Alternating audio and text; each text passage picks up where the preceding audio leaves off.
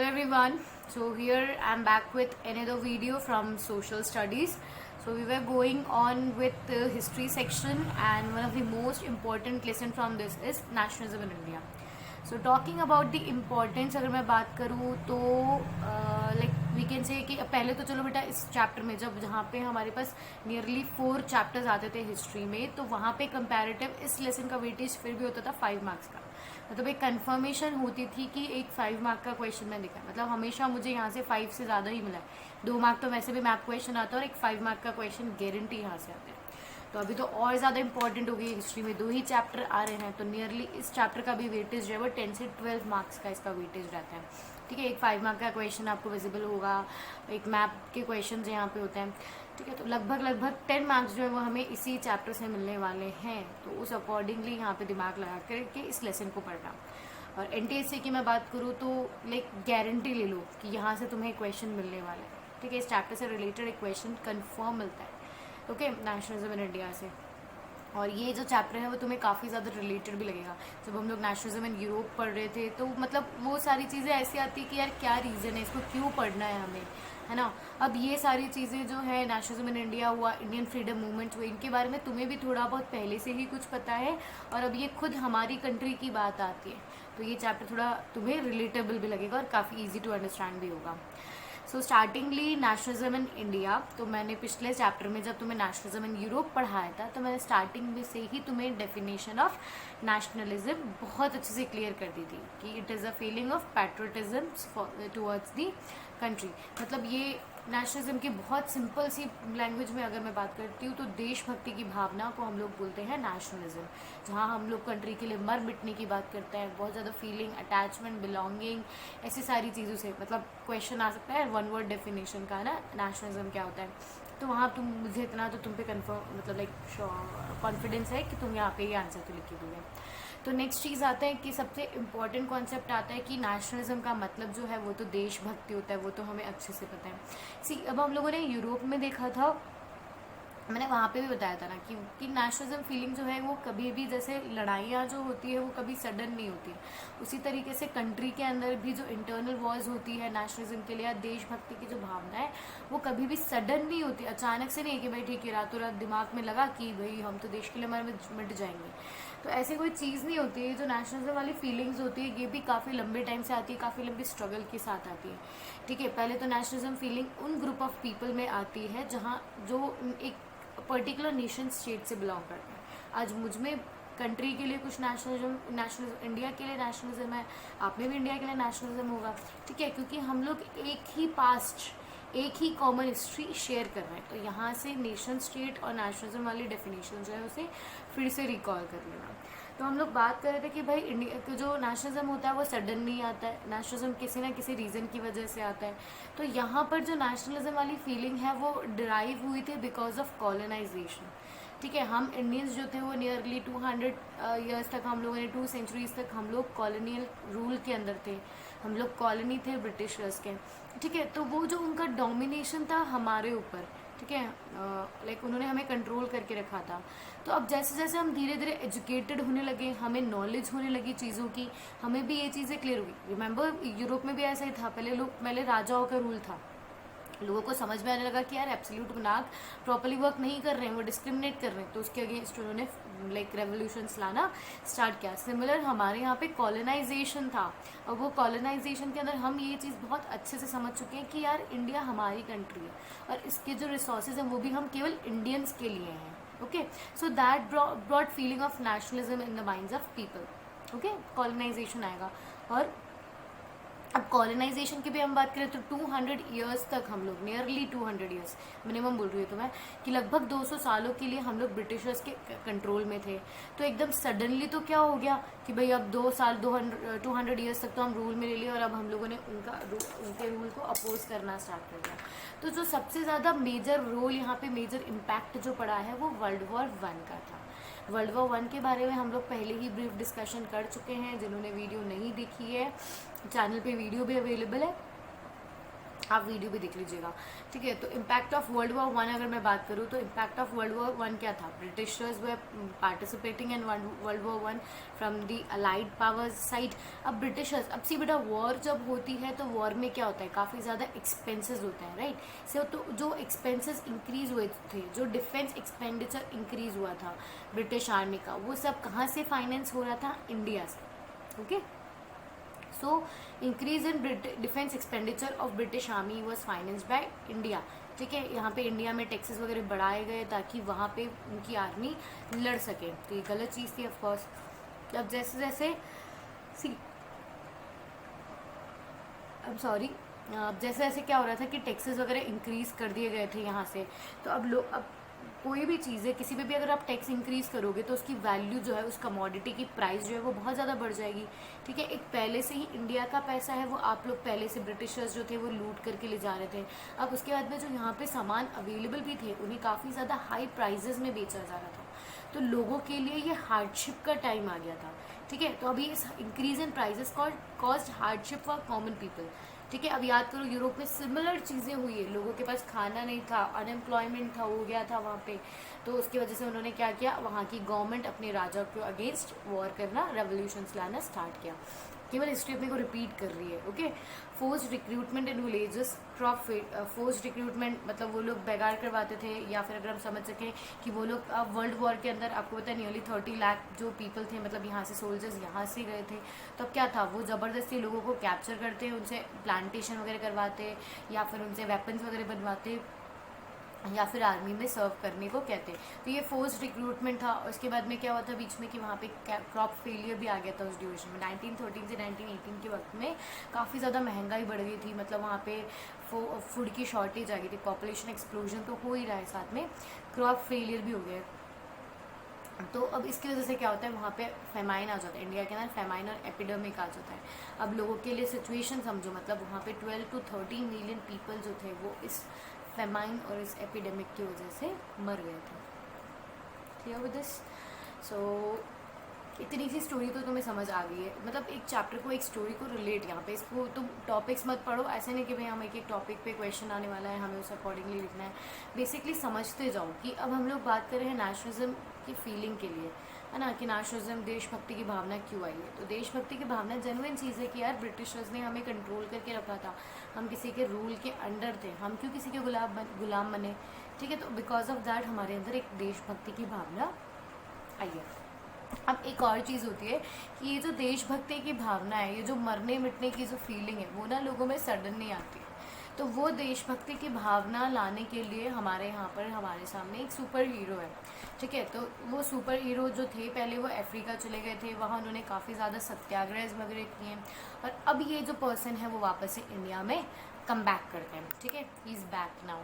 तो वो अपने साथ इंडिया जब आते हैं 1916 के अंदर, ठीक है, 1916 में, I think so, just a minute, yes, वो 1915 में आते हैं। महात्मा गांधी जो है वो 1915 में इंडिया रिटर्न करते हैं और वो अपने साथ में सत्याग्रह लाते हैं। सत्याग्रह का मतलब क्या है ये भी डेफिनेशन में पूछा जाता है। So it is fight for truth without the use of violence. ये महात्मा गांधी ने इंट्रोड्यूस किया था और इस टेक्निक को पहले वो साउथ अफ्रीका में ऑलरेडी यूज़ कर चुके थे। तो जो अब सत्याग्रह की क्या चीज़ें, महात्मा गांधी ने क्या किया था, सत्याग्रह का मतलब सीधी बात बोलूँ ना तो नारेबाजी लगाना, जहाँ वॉयलेंस, मतलब आप केवल बैठ करके स्ट्राइक्स वगैरह करते हो, जहाँ वॉयलेंस का यूज़ बिल्कुल भी नहीं करते हो, ठीक है। तो अब इससे क्या आपके 3 मैप वर्क के क्वेश्चन भी इससे बनने वाले हैं कि जो महात्मा गांधी जब इंडिया आए थे 1915 में, और इंडिया में आकर के सुपर हीरो है, स्टंट्स तो दिखाएंगे, तो आते ही वो 3 कॉन्जिक्यूटिव ईयर्स में 3 स्टंट्स दिखाते हैं या 3 सत्याग्रह मूवमेंट करते हैं। जो पहला था वो 1916 चंपारण बिहार में हुआ था, फिर खेड़ा गुजरात में हुआ था, और उसके बाद में अहमदाबाद गुजरात में हुआ था। तो जो 16 और 17 का था उनमें केवल प्लेसेस चेंज है, कॉज लगभग सिमिलर है। फॉर 1916 में भी इन्होंने पीजेंट्स को मतलब बहुत ज़्यादा उकसाया था कि यार तुम लोग है ना प्लांटेशन के अंदर काम कर रहे हो, तुम्हारे पास कोई फ्रीडम वगैरह नहीं है, तुम्हारा बहुत ज़्यादा मतलब लाइक बोलते ना कि लोग तुम्हारा बहुत ज़्यादा गलत यूज़ ले रहे हैं। तो उन्होंने पीजेंट्स को लाइक इंस्पायर किया, उन्हें समझाया कि यार ये जो अब तुम्हारे साथ हो रहा है वो बहुत गलत हो रहा है। फिर इसके अगेंस्ट लोगों ने सत्याग्रह मूवमेंट लीड किया चंपारण 1916 बिहार में। खेड़ा में भी क्या था, जो पीजेंट्स थे उनसे ज़्यादा काफ़ी ज़्यादा हाई रेवेन्यू उनसे कलेक्ट किया जाता था, ठीक है। तो वहाँ पे भी महात्मा गांधी जाते हैं, सुपर हीरो है ही सही, सुपर हीरो है तो वहाँ पे भी जाके वो पीजेंट्स को बोलते हैं और फिर वहाँ पे भी वो सत्याग्रह लीड करते हैं। अहमदाबाद गुजरात में हुआ था फॉर कॉटन मिल वर्कर्स। अब कॉटन मिल वर्कर्स ने क्यों किया था, पहली बात, अब इनकी जो वर्किंग कंडीशंस थी ना वो काफ़ी ज़्यादा पुअर थी, ठीक है। तो अब उस पुअर कंडीशन में क्या था, मतलब लाइक अगर मैं बोलूँ कि सैलरीज और वेजेस जो थे वो काफ़ी ज़्यादा कम थे, वर्किंग हार्स बहुत ज़्यादा हार्ड मतलब लॉन्ग था, तो इन सब चीज़ों के अगेंस्ट उन्होंने थ्री सत्याग्रह मूवमेंट किया। बहुत ज़्यादा इंपॉर्टेंट है, इससे 1 वर्ड का क्वेश्चन तो गारंटी आएगा मैप में, ऑफकोर्स क्वेश्चन यहाँ से आ सकता है। तो स्टार्टिंगली अभी हमने क्या पढ़ा है कि हम लोग देशभक्ति नेशनलिज्म की बात कर रहे हैं, तो नेशनलिज्म इंडिया में आई थी because of because of colonization, और ये बहुत ज़्यादा स्ट्रॉन्ग कब हो गई थी, during the world war 1।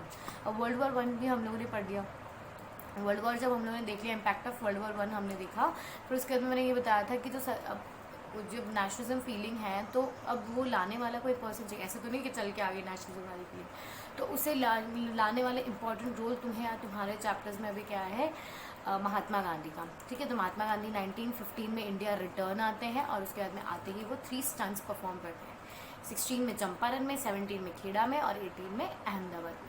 Clear with this.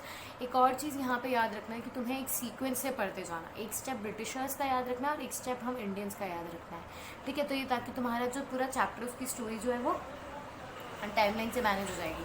अब देखो 15 में आए, 16 में उन्होंने, 17 और 18 में, ये तीनों स्टेप्स इंडियन के हो गए, ठीक है। अब फिर एक स्टेप मैंने बताया था, एक स्टेप ब्रिटिशर्स का होगा, एक स्टेप इंडियंस का होगा, तो यहाँ इंडियंस एक स्टेप ले चुके हैं इन द फॉर्म ऑफ सत्याग्रह। अब एक और सत्याग्रह होता है द रॉलेट एक्ट के नाम से क्वेश्चन आएगा या फिर द रॉलेट सत्याग्रह आएगा, ये हुआ था 1919 में। पहली बात तो तुम इसे समझो कि ये है क्या चीज़। सी रॉलेट एक्ट के अंदर क्या हुआ था ना कि ये एक्ट जो है वो पहले तो किसने पास किया था, इंपीरियल लेजिस्लेटिव काउंसिल, ठीक है। पहली बात तो क्या था, अब imperial legislative council 8th standard से याद करो, इंपीरियल लेजिस्लेटिव काउंसिल वगैरह के लिए सिविल एग्जामिनेशंस वगैरह हुआ करते थे, और वो भी इंडिया में नहीं हुआ करते थे, लंदन वगैरह में हुआ करते थे, मतलब ब्रिटेन वगैरह में, वहाँ पे अब ये मत बोलना लंदन ब्रिटेन कहाँ कर रहे हो, ठीक है। मतलब कुल मिला के इंडिया में नहीं हुआ करते थे, ठीक है, लेजिस्लेटिव काउंसिल के लिए एग्ज़ाम्स सिविल सर्विसेज के लिए। तो पहले ही जहाँ लोगों में एक बहुत ज़्यादा डिमांड थी कि आप सिविल सर्विसेज के एग्ज़ाम्स जो हैं वो इंडिया में करवाओ, ठीक है। अब उस टाइम पे मतलब एक आपको ये चीज़ मतलब सिनेरियो समझने की कोशिश करो। 1947 में जब हम आज़ाद हुए और 1919 की जब हम स्टोरीज़ पढ़ रहे हैं तो कुछ ज़्यादा डिफरेंस नहीं है, मतलब अब लोगों के दिमाग में मतलब ईयर वाइज ज़्यादा डिफरेंस नहीं है। 30-40 ईयर्स की ये मेजर स्टोरी है। जब जो रिवॉल्ट था वो बहुत ज़्यादा स्ट्रॉन्ग और बहुत ज़्यादा हाई लेवल पे था, जोश बोलते ना, बहुत ज़्यादा जोश हाई था इस टाइम पे। तो अब लोग जो थे वो कम्प्लीटली मतलब ब्रिटिशर्स को अपोज कर रहे थे।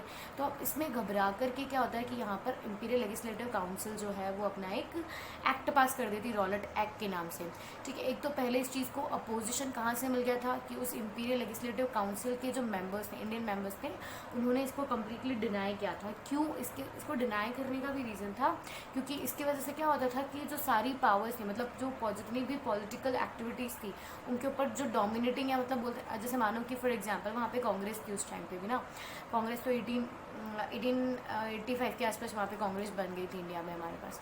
तो अब यहाँ पे जितनी भी पॉलिटिकल एक्टिविटीज़ वगैरह हम इंडियंस करते थे उनको रिप्रेस करने का, उनको बंद करवाने का, जितनी भी ये नेशनलिज्म वाली फीलिंग के बाद में जितने भी एक्शंस हो रहे थे उनको दबाने का, उनको सप्रेस करने का काम कौन कर सकता था?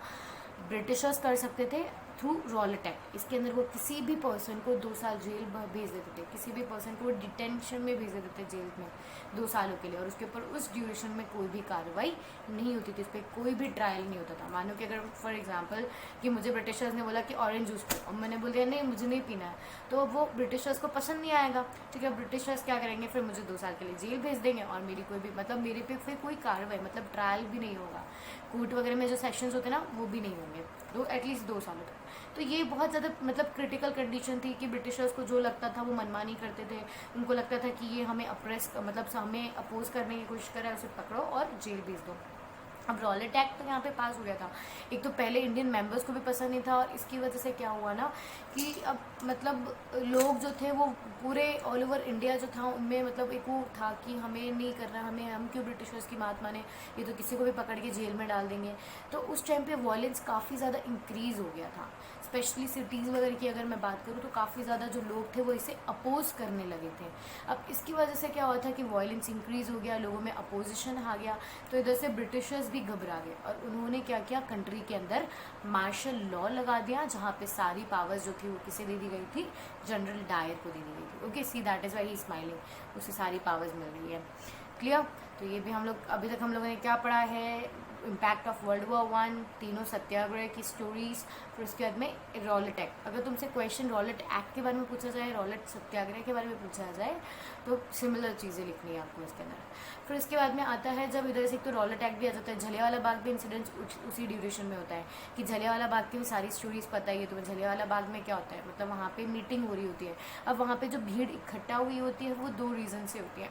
कुछ लोग वहाँ पे बैसाखी का फेयर सेलिब्रेट करने आए, फेस्ट सेलिब्रेट करने आए, और कुछ लोग इस रॉलेट एक्ट के अपोजिशन में वहाँ पर मीटिंग कर रहे होते हैं। अब क्या होता है ना कि जो जनरल डायर है उसको पता चल जाता है कि यार यहाँ पर तो मीटिंग हो रही है मेरे अगेंस्ट, ठीक है। तो वो क्या करता है, अपनी पूरी आर्मी, अपने साथ बहुत सारे सोल्जर्स और ट्रूप्स लेकर के आता है और उस पीसफुल डेमोन्स्ट्रेशन, उस पीसफुल मीटिंग को वो किस में कर देता है, वो वहाँ के सारे एंट्री एग्जिट गेट्स पहले बंद करवाता है और वहाँ लोगों पे ओपन फायर करना स्टार्ट कर देता है। काफ़ी ज़्यादा लोग मर जाते हैं।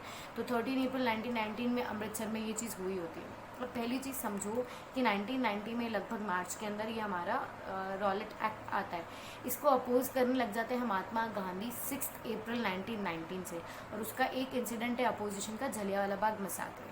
मैंने बताया था कि वॉयलेंस बहुत ज़्यादा इंक्रीज़ हो जाता है, ठीक है। तो फाइनली क्या होता है कि इस रॉलेट एक्ट, इस रॉलेट सत्याग्रह, बहुत ज़्यादा वॉयलेंस इंक्रीज़ होने की वजह से महात्मा गांधी इस रॉलेट सत्याग्रह को बंद करवा देते हैं। वो 6 अप्रैल से इधर उधर घूम रहे हैं, लोगों को इकट्ठा करने की कोशिश कर रहे हैं रॉलेट एक्ट के अगेंस्ट, ठीक है। फाइनली जलियांवाला बाग के इंसिडेंट्स की वजह से, वॉयलेंस इंक्रीज़ होने की वजह से रॉलेट एक्ट सत्याग्रह जो था, रॉलेट सत्याग्रह जो था वो बंद करवा देते हैं महात्मा गांधी, ठीक है। तो यहाँ तक भी हमने सारी चीज़ें देख ली कि ठीक है। और स्पेशली अगर आप देखोगे कि एक रॉलेट एक्ट सत्याग्रह जो था वो फेलियर क्यों था, एक तो इंक्रीज ऑफ वॉयलेंस भी था, और इस मूवमेंट में जो स्पेशली सपोर्ट मिला था वो केवल बड़ी सिटीज़ में से था। मतलब अगर मैं पूरे इंडिया में बात करूँ तो जो मेजर सिटीज़ थी जहाँ पे मतलब बोलते हैं ना, जहाँ इंडस्ट्रियलाइजेशन, मतलब जहाँ काम ज़्यादा चल रहा था ब्रिटिशर्स का, वहाँ ये रिवॉल्ट वगैरह ज़्यादा हुए थे। सिटीज़ वगैरह में जो लोग थे वो, नहीं, टाउन्स वगैरह के अंदर, विलेजेस वगैरह के अंदर लोग थे, वो अभी भी मतलब बोलते हैं ना अनअवेयर थे इस चीज़ों से। वो अभी भी, उनमें अभी देशभक्ति की भावना है, देश को इंडिपेंडेंट करवाने की फीलिंग अभी भी उनमें नहीं आई थी, ठीक है। अब इसके अंदर, इसके बाद में यहाँ से तो हमें पता है कि जलियांवाला बाग इंसिडेंट से भी क्वेश्चन आ जाता है, रॉलेट सत्याग्रह से भी इंसिडेंट आ जाता है। अब याद करो वर्ल्ड वॉर 1 की ही मैं तुम्हें कह रही थी, ठीक है। वर्ल्ड वॉर 1 के अंदर ही क्या हो रहा था, उस ड्यूरेशन के अंदर वर्ल्ड वॉर 1 हुआ था 1919, ये 1918 वर्ल्ड वॉर 1 ख़त्म हो गया था। अब वर्ल्ड वॉर ख़त्म हुआ था विद द ट्रीटी ऑफ वर्सलीज, याद है, ये सारी चीज़ें भी याद है। अब उस टाइम पे जो वहाँ पे कंट्रीज़ थी वर्ल्ड वॉर 1 के अंदर, वो मैं तुम्हें पहले ही पढ़ा चुकी हूँ। तो कौन हारा था, सेंट्रल पावर्स हारी थी। सेंट्रल पावर्स के अंदर कौन कौन थे, जर्मनी हुआ, जापान हुआ, जापान तो चलो बाद में आया था, यहाँ ये क्या बोलते हैं, टर्की भी था, ठीक है। तो ऑस्ट्रियन हंगेरियन, स्पेशली तो 3 थे ना, ऑस्ट्रो हंगेरियन एम्पायर हुआ, टर्की हुआ, और इधर से जर्मनी हुए। तो अब ये जो खिलाफत इशू यहाँ पे आ जाता है। पहली बात तो पहले समझो खिलाफत इशू क्या है। ऑटोमन एम्पायर जो था वो डिफीट हो चुका था फर्स्ट वर्ल्ड वॉर में, सिनेरियो क्लियर। अब इसके ऊपर जैसे ही जर्मनी के ऊपर ट्रीटी ऑफ वर्सली लगी थी, एक हार्श ट्रीटी लगी थी, उसी तरीके से ऐसे रूमर्स थे कि अब टर्की के ऊपर भी ऐसे ही हार्श पीस ट्रीटी लगाई जाएगी, ठीक है। अब क्या था, हमारे इंडिया में जो था वो इस टर्किश एम्परर खलीफा को प्रोटेक्ट करने के लिए, उन्हें सेव करने के लिए हमारे यहाँ पे खिलाफत कमेटी बनती है। अब क्यों बनती है, खलीफा इतने ज़्यादा इंपॉर्टेंट क्यों थे, तुम्हारे दिमाग में क्वेश्चन आना चाहिए ना, मैम वो तो टर्की के थे, हमारे यहाँ पे हम क्यों लड़ रहे हैं। सी एक्चुअली जो खलीफा थे, he was considered as the spiritual head of Muslim community, okay. उन्हें हेड समझा जाता था, स्पिरिचुअल हेड समझा जाता था। तो हमारे यहाँ पे जितने भी मुस्लिम्स थे, हमारे यहाँ पे जितने भी मुस्लिम कम्युनिटी की पॉपुलेशन थी, उनके सेंटिमेंट्स जुड़े हुए थे टर्किश या ऑटोमन एम्पायर के साथ में, ठीक है। तो इसीलिए हमारे यहाँ पे कमेटी बनी थी, खिलाफत कमेटी बनी थी, जो खलीफा को डिफेंड करना चाहती थी, खलीफा को प्रोटेक्ट करना चाहती थी। तो क्या होता है, खिलाफत मूवमेंट इनिशिएट होता है। खिलाफत मूवमेंट कैसे होगा, खिलाफत कमेटी बनी थी बॉम्बे मार्च 1990, मतलब यहाँ मीटिंग होती है, लोग इकट्ठे होते हैं और खिलाफत कमेटी बनाती है। अब खिलाफत कमेटी में भी कुछ लीडर्स थे, मोहम्मद अली, शौकत अली, ठीक है, वो महात्मा गांधी के साथ मिलकर के डिस्कशन करते हैं कि कैसे अब हमें एक इंटीग्रेटेड नेशनल मूवमेंट स्टार्ट करना चाहिए। सी रॉलेट एक्ट से याद करो, रॉलेट एक्ट में भी क्या था, वो भी मतलब ब्रिटिशर्स के अगेंस्ट एक मूवमेंट डेवलप हुआ था, जहाँ बहुत ज़्यादा वायलेंस वगैरह इंक्रीज हो गया था। बस उसमें कमी थी कि रॉलेट एक्ट का जो इम्पैक्ट था वो केवल बड़ी बड़ी सिटीज़ में देखने को मिल रहा था। बाकी मोस्ट ऑफ द एरियाज़, अगर मैं देखूँ रूरल एरिया की अगर मैं बात करूँ, तो वो अभी भी इग्नोर्ड था। तो खिलाफत मूवमेंट जो था वो एक मैसिव लेवल पे स्टार्ट कर रहा था। यहाँ तो जो लोग थे, मुस्लिम कम्युनिटी के लोग थे, वो villages as well as cities से यहाँ पे ज्वाइन होने वाले थे, ठीक है। तो अब महात्मा गांधी को लगता है कि उन्हें ये अपॉर्चुनिटी लगती है, जहाँ अब वो मतलब केवल एक ब्लॉक या एक सेक्शन से वो नेशनल मूवमेंट ना निकाल करके वो पूरे हिंदूज हुए, मुस्लिम्स हुए, उनको वो इकट्ठा करके यूनाइटेड नेशनल मूवमेंट लीड कर सकते थे। तो खिलाफत कमेटी में मतलब रीजंस आते हैं ना कि Muslim leaders like Mohammad Ali और शौकत अली तो चलो खलीफा की पावर्स को डिफेंड करना चाहते थे। महात्मा गांधी को तो उन्होंने क्यों सपोर्ट किया, जबकि वो तो एक मुस्लिम में नहीं थे, ठीक है। तो उन्होंने इसीलिए सपोर्ट किया because he thought it as an opportunity, जहाँ वो हिंदूज और मुस्लिम्स को यूनाइट कर सकते हैं। तो फिर क्या होता है कि कैलकाटा में एक सेशन होता है, कांग्रेस के काफ़ी ज़्यादा सेशंस हुए, क्वेश्चन आता है, बहुत इंपॉर्टेंट क्वेश्चन है, मतलब तुमसे क्वेश्चन पूछा जाता है डायरेक्ट, और मैप में तो इस तरह के क्वेश्चन आते हैं कि फर्स्ट सेशन ऑफ कांग्रेस कहाँ हुआ था, सेकेंड सेशन ऑफ कांग्रेस कहाँ हुआ था, या 1920 का कांग्रेस का सेशन कौन से एरिया में हुआ था, उसको लोकेट करूँ। तो कैलकाटा के अंदर कांग्रेस का सेशन होता है 1920 में, ठीक है, जहाँ पे वो लोग मतलब सभी को क्या करते हैं, लाइक वहाँ पे कलेक्टिव नेशनल मूवमेंट करने के लिए, मतलब खिलाफत कमेटी तो बनी गई थी, अब उसके बाद में भी वो तो बॉम्बे में बनी थी, अब कैलकाटा पहुँच रहे हैं हम लोग, बॉम्बे से कैलकाटा चलो, वो 1920 की, ये भी 1920 की बात है। तो इस कांग्रेस की मीटिंग में डिसाइड किया जाता है कि हम एक national movement, United national movement lead करेंगे, ठीक है, और उसका नाम क्या होगा, नॉन कॉरपोरेशन मूवमेंट। अब याद करो मैंने तुम्हें पहली चीज़, अच्छा पहले थोड़ा सा कुछ और समझ लेते हैं इसके बारे में, ठीक है। याद, हाँ चलो याद ही कर लेते हैं, कोई बात नहीं। मैंने तुम्हें अभी विद द स्टार्टिंग ऑफ मैंने लेसन बोला था कि जो एक सुपर हीरो हमारे पास आए, महात्मा गांधी, ठीक है। अब सुपर हीरो आएंगे तो वो सुपर हीरो जो है वो सुपर बोलते ना, डायलॉग्स भी मारेंगे, ठीक है। तो अब यहाँ पे क्या होता है, हिंद स्वराज नाम की महात्मा गांधी जी की एक बहुत इंपॉर्टेंट बुक आती है हमारे सामने, जो उन्होंने लिखी थी 1919 में, ठीक है। अब उसमें भी महात्मा गांधी जो है ना, अब वो सुपर हीरो थे तो वो डायलॉग्स बोलते हैं, ठीक है। तो एक इंपॉर्टेंट डायलॉग उनका याद रखना है कि उन्होंने ये चीज़ बोली थी, उन्होंने एक स्टेटमेंट दिया था उसके अंदर कि ये ब्रिटिशर्स हम पे रूल कर पा रहे हैं because of corporation of Indians. अगर हमने ही उन्हें कॉरपोरेट करने से मना कर दिया तो ब्रिटिश रूल जो है वो कोलैप्स हो जाएगा, ओके। तो ये हिंद स्वराज के अंदर ये मतलब लाइन थी, जिसकी वजह से मतलब नॉन कॉरपोरेशन, मतलब आपने कॉरपोरेट किया है इसीलिए ब्रिटिश रूल चल रहा है, आप नॉन कॉरपोरेशन कर दो तो ब्रिटिश रूल नहीं चलेगा। तो अब इसीलिए नॉन कॉरपोरेशन मूवमेंट की डिमांड हो गई थी और लोगों को भी समझ में आ गया। अब मैं इनिशियली अगर मैं बात करूँ तो जो कांग्रेस थी उन्होंने क्या किया था, मना कर दिया था कांग्रेस ने कि ना हम ये क्या बोलते हैं, नॉन कॉरपोरेशन मूवमेंट नहीं करेंगे।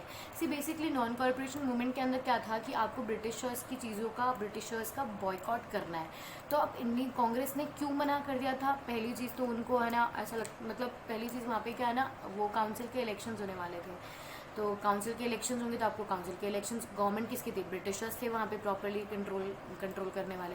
तो उन्होंने बोला कि यार काउंसिल के मिनिस्टर्स हमें बॉयकॉट करने पड़ेंगे, मतलब हमारी प्रेस्टीजियस पावर्स जो है वो हमसे छीन ली जाएगी, मतलब हमें नहीं मिलेगी फिर तो अगर हमने इसका बॉयकॉट कर दिया। तो कहीं ना कहीं तो उनका मेन मोटिव यही था कि हाँ हमें काउंसिल इलेक्शन से भी बॉयकॉट करना पड़ेगा, पावर से बॉयकॉट करना पड़ेगा, इसीलिए हम लोग नॉन कॉरपोरेशन मूवमेंट में अभी सपोर्ट नहीं कर रहे हैं। और सेकेंडली उन्होंने फिर एक और एक्सक्यूज़ दे दिया था कि वायलेंस भी बढ़ जाएगा। वायलेंस एक बहाना था, बट एक्चुअली तो क्या था, काउंसिल के इलेक्शन होने वाले थे। तो इनिशियली तो कांग्रेस ने मना किया था, बट ठीक है फिर वापस इनको मना लिया गया और कांग्रेस का सेशन होता है दिसंबर 1920 के अंदर नागपुर के अंदर, वहाँ पे फाइनली एनसीएम जो है वो अडॉप्ट कर लिया जाता है। मतलब इनिशियली अगर मैं देखूँ एनसीएम के लिए मना किया गया, फिर उसके बाद में एनसीएम के लिए एग्री कर लिया गया। ठीक है। अब एनसीएम जब हम लोग पढ़ते हैं तो हमें एक और चीज़ पे, मतलब एनसीएम क्या था, नॉन कॉर्पोरेशन मूवमेंट। अब इसके अंदर आपको वाई नॉन कॉर्पोरेशन मूवमेंट भी आता है क्वेश्चन, तो वो भी समझा सकते हो, क्योंकि भाई अभी तो हम लोग सपोर्ट कर रहे थे इसलिए रूल था, अब हम लोग सपोर्ट नहीं कर रहे हैं, अब हम लोग क्या करते हैं उसका रोल हमें देखना है। सी अब एक और चीज़ तुम्हें यहाँ पे समझनी है कि एक्चुअली जो नॉन कॉर्पोरेशन मूवमेंट जो था वॉज अ फेलियर। ओके, वो एक्चुअली तो फेलियर था, पर फेलियर से भी ज़्यादा मतलब हर एक, मतलब आप यहाँ देख सकते हो इन चीज़ों से क्या था, इसको हम प्रॉपरली फेलियर भी नहीं बोलेंगे, या मतलब इसका इम्पैक्ट जो था, मतलब हम इसको फेलियर क्यों बोला गया और इसको लाइक सक्सेस क्यों बोला गया, उसमें भी तुम्हें ये चीज़ समझने की ज़रूरत है। फेलियर इसीलिए बोला है कि एनसीएम इनिशिएट हुआ था 1921, उसको डिसाइड किया गया दिसंबर 1920, और फिर नेक्स्ट ईयर 21 के अंदर, जनवरी फरवरी के अंदर उसको प्रॉपरली एनसीएम को स्टार्ट कर लिया गया। ठीक है, अब होता क्या है, एनसीएम के जस्ट बाद में, जब एनसीएम अभी हम देखेंगे कि एनसीएम का जितना स्ट्रॉन्ग इफेक्ट और इम्पैक्ट हमने सोचा था वो नहीं होता है, और एनसीएम के जस्ट बाद में इंडिया इंडिपेंडेंट नहीं होता है, इसीलिए उसको फेलियर माना गया। पर अब इससे कुछ ना कहीं स्लाइड्स में आपको इसका सक्सेसफुल पॉइंट भी मिलेगा, इसका एक पॉजिटिव इम्पैक्ट भी मिलेगा कि क्या था कि अब लोगों ने मतलब ब्रिटिशर्स के अगेंस्ट अपनी वॉइसेस रेज करना, ठीक है, लोगों के दिमाग में ये चीज़ें मतलब बहुत स्ट्रांगली उनको बिलीव हो गया था कि यार अब ब्रिटिशर्स की तो नहीं चलने वाली, अब हमें क्या करना है, ब्रिटिशर्स के अगेंस्ट ही करना है। मतलब उनको ये चीज़ें समझ आ गई थी कि that it is a correct time to start revolting against the British rule. Okay, तो अब इसके अंदर हम लोग एक एक कम्युनिटी का देखेंगे कि उनका क्या रोल था। अगर मैं मिडिल क्लास की बात करूँ तो इसमें वर्किंग कम्युनिटी आती है स्पेशली, ठीक है, तो स्टूडेंट्स हुए, टीचर्स हुए, लॉयर्स हुए, ठीक है, इन लोगों ने गवर्नमेंट अफिलिएटेड ऑफिसेज में, कॉलेजेस में, स्कूल्स में जाना बंद कर दिया था, ठीक है, वहाँ अपनी लीगल प्रैक्टिसेस करना बंद कर दिया था। काउंसिल के जो इलेक्शंस थे जो आने वाले थे, जिसके लिए पहले इनिशियली कांग्रेस मना कर रही थी ना, जिसकी वजह से एनसीएम के लिए, उसको भी अब बॉयकॉट कर दिया जाता है। केवल मद्रास ऐसा प्रोविंस था, ठीक है, जहाँ पे इलेक्शंस होते हैं। बहुत इंपॉर्टेंट वन वर्ड क्वेश्चन है कि 1920 के अंदर केवल कौन से प्रोविंस के अंदर, 1921 के अंदर केवल कौन से प्रोविंस में इलेक्शन हुए थे, तो केवल मद्रास में हुए थे। ओके, फॉरेन गुड्स जो थे वो बॉयकॉट हो गए थे, लिकर शॉप्स वर पिक्ड। ओके, ये इन्होंने मिडिल क्लास ने इनका रोल बताया है। अब क्या होता है मिडिल क्लास, मतलब यहाँ आप देखोगे कि हर एक कम्युनिटी जो है, हर एक ग्रुप जो है, वो अपने तरीके से अपने डिमांड्स, उनकी बेसिक डिमांड्स क्या थी, ठीक है, वो अपने तरीके से नेशनलिज्म मूवमेंट को लीड कर रहा था, ठीक है, डिमांड्स वगैरह अपनी प्रैक्टिसेस पुट अप करा था। पर अब जब इन्होंने गवर्नमेंट ऑफिशियल्स वगैरह लीगल प्रैक्टिसेस वगैरह बॉयकॉट कर दी थी, अब क्या चाहिए, अब जैसे यही चीज़ अब अभी के प्रेजेंट सिनेरियो में देखो, अब हम लोग क्या कर रहे हैं, चाइना मेड गुड्स को बॉयकॉट करने की कोशिश कर रहे हैं, पर उसके इम्पैक्ट में हमें क्या चाहिए, इतना इंडियन मार्केट भी तो होना चाहिए, इतने इंडियन। अब मानो कि जैसे फॉर एग्जाम्पल कि आप बाज़ार में जा रहे हो, ठीक है, आपको चॉकलेट लेनी, तो वहाँ आपको 10 चॉकलेट्स, मतलब 10 चॉकलेट्स है वहाँ पे, और तुम्हें 8 या 9 चॉकलेट्स वो चाइना की दिख रही है, और केवल 1 चॉकलेट जो है वो इंडियन मेड दिख रही है, मेड इन इंडिया दिख रही है। तो अगर हम चाइना के गुड्स को हटा देंगे, ठीक है, वहाँ से लाइक बोलते हैं बॉयकॉट कर देंगे, तो पीछे इंडियन मार्केट में क्या बचा, 1 या 2 प्रोडक्ट्स। ओके, तो that was the what same problem हम आज भी फेस कर रहे हैं, और सेम प्रॉब्लम हम लोग उस टाइम पे भी फेस कर रहे थे कि जब हम लोगों ने, इंडियंस ने ब्रिटिशर्स के ऑफिस को बॉयकॉट करना शुरू किया, तो उसके रिवाइवल में, उसके अपोजिट में हमारे पास सफिशिएंट इंडियन इंस्टीट्यूट्स अवेलेबल नहीं थे, और till now it is also not available. हम कितना आगे आ चुके हैं ना, 70 ईयर्स हम लोग लगभग इंडिपेंडेंस के हो चुके हैं हमें, फिर भी हम लोगों ने अभी तक भी हम लोग सेल्फ सफिशिएंट नहीं बने इंडियन इंस्टीट्यूट के मैनर में। और अब हम लोग ब्रिटिश मेड गुड्स को बॉयकॉट करोगे तो उसके बदले में हमें आप इंडियन प्रोडक्ट्स चाहिए, अगर इंडियन प्रोडक्ट्स अवेलेबल भी थे तो वो काफ़ी ज़्यादा एक्सपेंसिव थे। तो अब ये ड्रॉबैक होता है, इसकी वजह से क्या होता है, जो मिडिल क्लास, जिन लोगों ने अपनी यूनिवर्सिटीज़ वगैरह, अपनी प्रैक्टिसेस वगैरह छोड़ दी होती है, फिर वो वापस, अब थोड़े टाइम बाद में तो पैसा तो चाहिएगा, आपकी भी मिडिल क्लास पीपल है, ठीक है, इतनी ज़्यादा पैसा तो होता नहीं है, इतनी ज़्यादा सेविंग तो नहीं होती है। फिर इन्होंने जिसके अगेंस्ट इन्होंने काम करना शुरू किया था, जिसके अगेंस्ट मतलब बोलते ना, इन लोगों ने लाइक बॉयकॉट वगैरह कर दिया था उन यूनिवर्सिटीज़ में, फिर वहाँ पर वहीं पे इन्हें गवर्नमेंट ऑफिस में जाकर के इन्हें काम करना स्टार्ट करना पड़ गया था। अब पीजेंट्स की मैं बात करूँ, पीजेंट्स मतलब समझते हो किसान।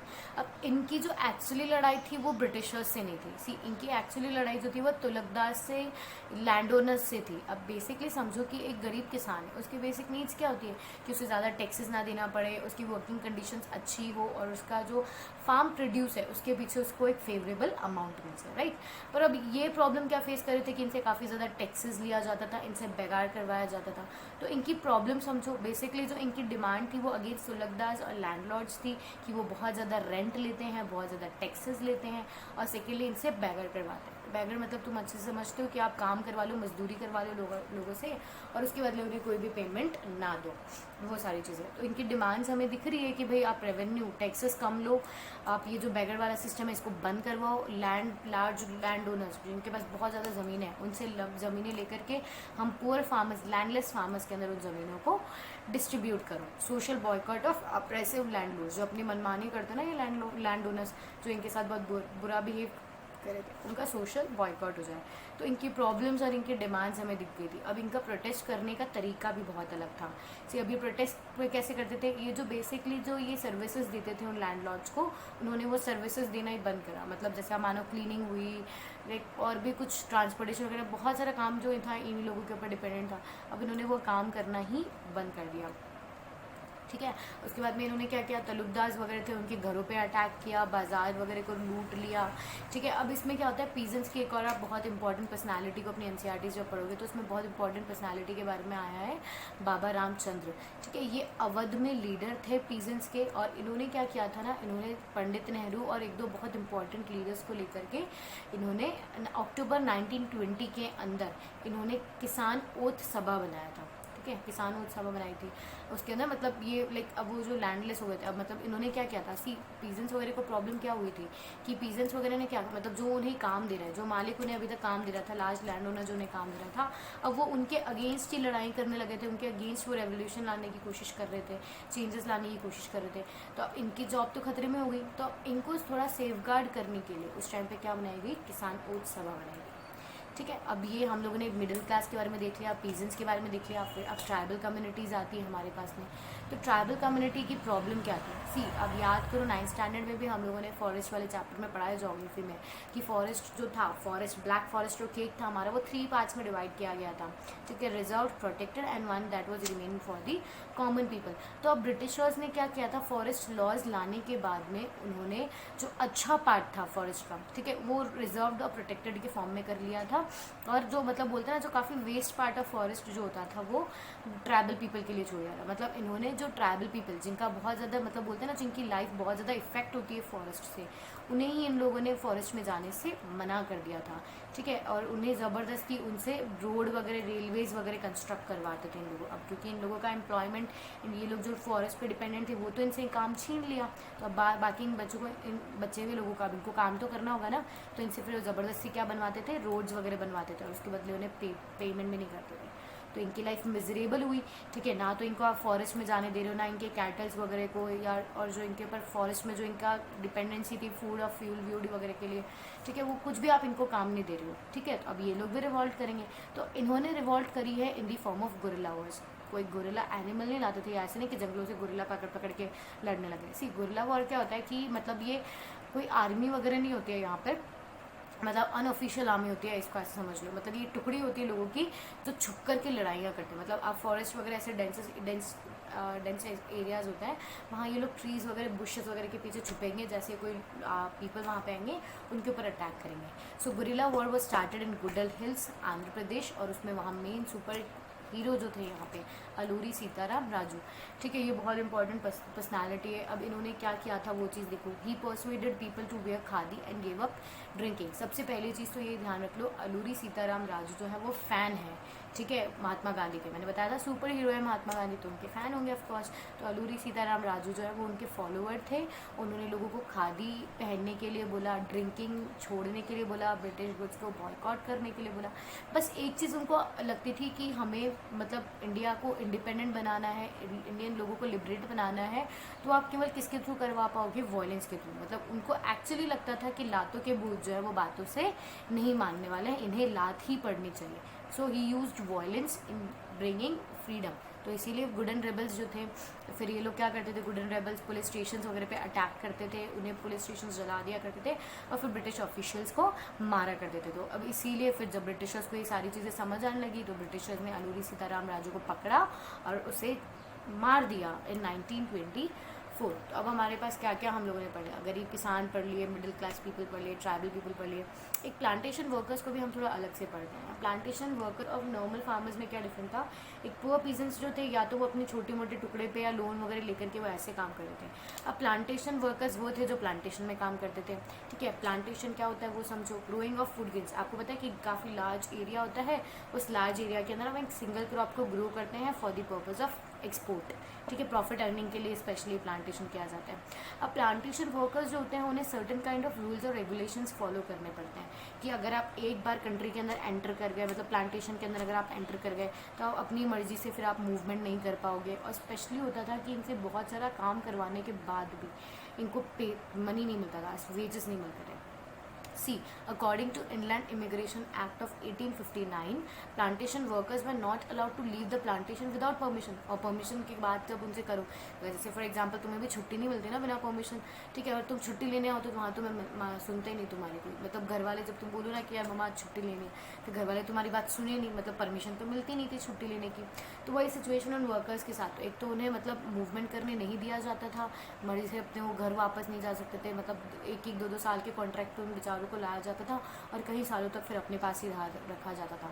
मतलब आप इतनी ब्रिटुअल सिचुएशन यहाँ पे समझ सकते हो कि कितनी बार तो ऐसी सिचुएशन होती थी कि ये इंसान यही मर जाता था और इनकी फैमिली तक को पता भी नहीं चलता था कि वो इंसान कहाँ है, जिंदा है या मरे हुए, क्योंकि बहुत बुरी हालत ही नहीं थी। सो ये इनलैंड इमिग्रेशन एक्ट क्या था, वो प्लांटेशन वर्कर्स को परमिट नहीं करता था। 1859 में पास हुआ था, ये याद रख लेना। फॉरेस्ट लॉज वगैरह भी इसी टाइम पे हुए थे। तो एनसीएम के अंदर क्या होता है, जब लोगों को पता चला कि नॉन कॉर्पोरेशन मूवमेंट हो रहा है तो इन्होंने 1000 ऑफ वर्कर्स जो थे उन्होंने क्या किया, इस प्लांटेशन को छोड़ा और अपने घर की तरफ मूव कर लिया। और उनमें एक बिलीव था कि अब गांधी राज आने वाला है, हमें हमारे खुद के गाँव में ज़मीनें मिलने वाली है। तो ये चीज़ सोच करके इन्होंने क्या किया, प्लांटेशन को छोड़ दिया, ठीक है। अब चौरी चौरा में अब इसमें क्या होता है, मतलब इधर से मतलब अब पूरी कंट्री के अंदर सिचुएशन देखो कि हर एक ग्रुप इन्वॉल्व होने की कोशिश कर रहे हैं यहाँ पे। अब अचानक से क्या होता है, चौरी चौरा इंसिडेंट हो जाता है यहीं पे। चौरी चौरा कहाँ पर है, गोरखपुर, मैप के अंदर आएगा। ये इंसिडेंट कब होता है, फरवरी 1922 में। यहाँ पर भी क्या होता है ना, कुछ लोग अपना मतलब सिंपल कुछ ग्रुप गैदरिंग होती है कुछ लोगों की, और वो नारे लगा रहे होते हैं। मतलब एक बहुत सिंपली डेमोक्रेटिक कंट्री है ना हमारी इंडिया, तो वहाँ पे प्रॉपरली पीसफुल मैनर के अंदर डेमोन्स्ट्रेशन हो रहे थे। पर ब्रिटिशर्स को तो ये बात हजम नहीं होती कि उनके बारे में कोई कुछ कह दो, ठीक है। तो क्या हुआ, यहाँ पर जितना भी डेमोन्स्ट्रेशन था वो किस में, वायलेंस में कन्वर्ट हो गया, क्योंकि अब मतलब वो जो डेमोन्स्ट्रेशन था मतलब ऐसा कुछ था कि वो वहाँ से पास हो रहा था और अचानक से पुलिस जो थी वो उन पर फायर करना स्टार्ट कर दी थी। तो काफ़ी ज़्यादा यहाँ पे इंडियंस मर जाते हैं। तो फिर इन इंडियंस को जो यहाँ पे डेमोन्स्ट्रेशन निकाल रहे थे, उन जो बचे हुए लोग थे उन लोगों को भी काफ़ी गुस्सा आता है। फिर उन्होंने क्या किया, वो लोग भी जाकर के पुलिस स्टेशन वगैरह को जलाने लग जाते हैं। अब ये फिर वापस से सिनेरियो देखो क्या है कि वायलेंस बहुत ज़्यादा, खून खराबा जो है वो वापस बहुत ज़्यादा बढ़ जाता है। अब इसी की वजह से क्या होता है, हमारा एनसीएम गांधी जी जो है वो एनसीएम बंद करवा देते हैं। मतलब अगर हम स्टोरी देखें तो कहीं कहीं कुछ मतलब लोगों ने काफ़ी ज़्यादा मेहनत करने की कोशिश करी, बट अल्टीमेटली क्या होता है कि अब आप इसमें आगे देखोगे कि जो लोगों की डिमांड्स थी, चाहे मिडिल क्लास की हम डिमांड देखें कि उनको अल्टरनेटिव इंडियन इंस्टीट्यूट्स ये नहीं मिले। फिर उसके बाद में हम लोगों ने पीजेंट्स देखा कि अब उन्होंने क्या किया, उन्होंने अपने खुद के लैंड ओनर्स तलुकदार के ऊपर काम करवाना मतलब बंद कर दिया था, उनके लिए काम करना। पर उसके बदले उनके पास खुद की ज़मीन, उनकी जो डिमांड्स थी वो अभी भी पूरी नहीं हुई थी। अब आप ट्राइबल पीपल वगैरह के देखो, अलूरी सीताराम राजू बरगया, प्लांटेशन वर्कर्स, हज़ारों लोगों ने प्लांटेशन को छोड़ दिया है। तो क्या हज़ारों लोगों को उस टाइम पे जॉब मिल जाती, नहीं मिलती। तो मतलब जो लोगों की बेसिक डिमांड्स थी एनसीएम के अंदर वो अभी भी फुलफिल नहीं हुई है, इसीलिए एनसीएम को फेलियर बोला जाता है। और अब तुमसे बहुत इंपॉर्टेंटली क्वेश्चन पूछे जाते हैं कि why was NCM a failure, तो आप वहाँ पे बहुत अच्छे से बता सकते हो own your own words. So I think so it is clear till now. आगे का रिमेनिंग चैप्टर हम लोग कल पढ़ेंगे। Thank you.